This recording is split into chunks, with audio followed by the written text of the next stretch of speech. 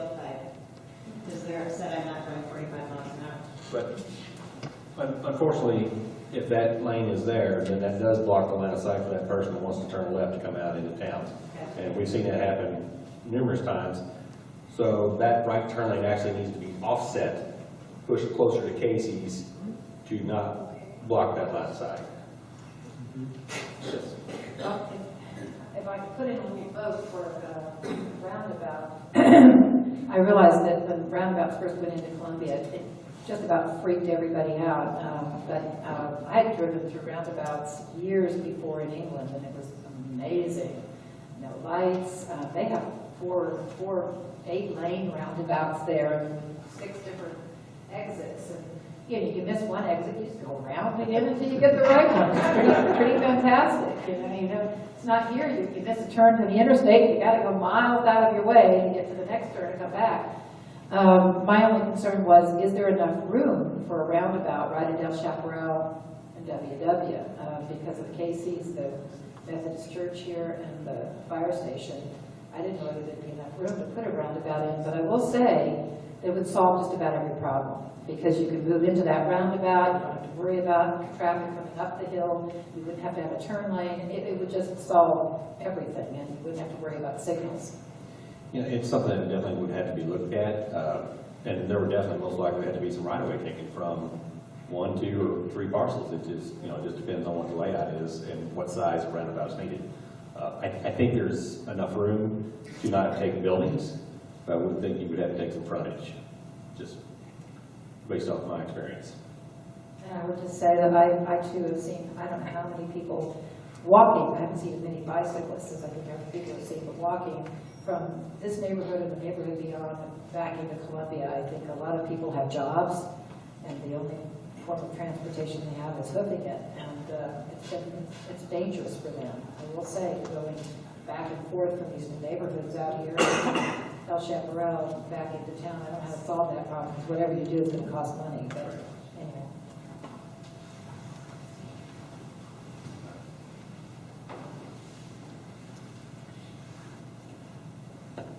I have 2 things. One is for the county and one is for MODOT.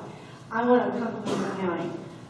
I don't know whether we're a priority or whether or not you're in love with us, but I do know that we're very fortunate with snow removal every winter. I talked to my friends in other places and they said, well, I never miss work because I could get out. If I go my driveway, I can get out of Chaparral. Thank you very much. MODOT's question is that I know I've been in many areas that have the hills, like we have this huge dip, and what about the warning lights that they put? Is that effective at all? They'll have a flashing light saying intersection of coming. I've heard they weren't effective. They are marginally effective. And for years, what we did is we just put up a light that's up there and flash 24/7, and we found those were not effective really at all. What we do more now, if we do that, is we put something in the pavement. In this case, it would be on Chaparral, so whenever a car pulled up, that light would start flashing, so that someone on WW would actually, the two would go together. You see the light, you see a car. It's not something we've considered at this point. It's something that we could probably look into a little bit more. The crashes that we're seeing, we'd have to look at those closely to make sure that that was something that would really help. Because since we see, a decent number of them are rear ends, I don't know if that light would probably wouldn't come on if someone was just coming up and slowing down and someone was rear ending them.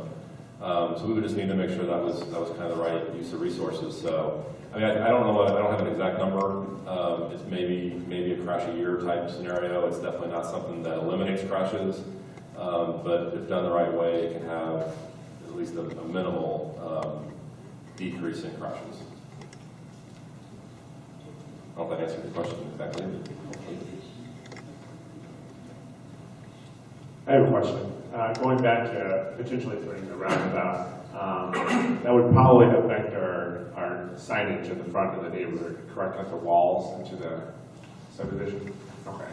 So we don't exactly have any kind of a time frame when that new neighborhood across WW is going to be developed? My understanding is there's a meeting this week. Next Is that week. right? Next week.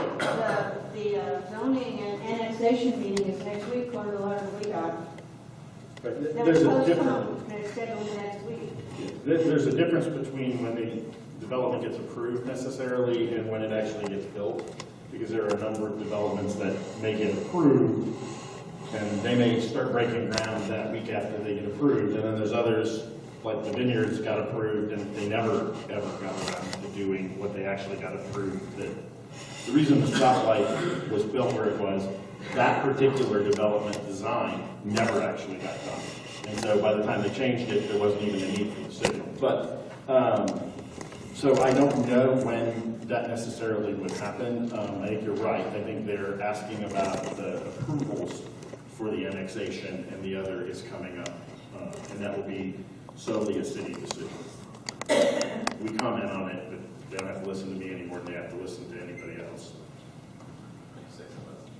As far as signs go, don't let anything stop what you're planning. Because anything that would come in the future would address and relocate those signs as part of the project if they encroach upon that right of way. So if, say, we decided to rebuild a sign on the west side of Chaparral, right in front of the Casey's, if you had to decide to turn it into a roundabout, then it would be your responsibility to get those signs moved? If we had to take it right away, yes. Sure. Okay. That's good. If you're building signs and you're not building them in the right of way, which I think MODOT is saying that they don't necessarily allow that, you have to get their permission if you were building in the right of way. If you're building them and you're not in their right of way, you're required to get a permit from our office to put those signs, and there is some stipulations upon where they can be. I'm not sure the existing signs are legal. I don't know that we are going to make an issue out of that, but I don't know that they actually meet the requirements for where they legally can be placed now. And if you have a question on that, we can work with you. Just get me. Okay, sounds good. I have just a general question, and I don't know if other people in this room may have similar ones. I am still trying to figure out all of the parts and pieces and the roles that everybody plays. We obviously have the state and the county at the table this evening. The city is another part of this. But personally, I find it difficult to educate myself and to stay on top of things as things are changing. And I'll just use the development now, the meeting coming up across the street for another 400 houses to go on in, basically across from us in WW. I didn't see that until I think it came across my email on the listserv saying that the city planning and zoning was voting on it being changed from agriculture 1 to multi-use, single-family R1 developments. So I don't even know the process or where to follow to be informed about things that are happening in the neighborhood. I think we kind of found out about the Vineyards Park, kind of like, oh, that happened. Gee, I wonder when that happened. So if you can talk a little bit more to help us educate ourselves about the process, I think that would be really helpful. You're going to have to watch the City of Columbia's website and the city's notice. Now, the city has historically had an issue with keeping county residents informed of what they were intending to do in the city. They've gotten better about doing that. When you have something, for example, a rezoning request in the county, we require all property owners, so not necessarily the people who live there, but the owners of the property based on the tax assessor's records are required to be notified within 1,000 feet of the boundary of that property. So for example, if the development that was going in across the way was having to be rezoned under the county, that 100 and some odd acre boundary would have to have 1,000 feet measured around that whole thing, and every single one of those people would have to get a certified mail letter at $7 a letter. So that tells you how expensive it is to do one for us. The city, it's like 185 feet. Because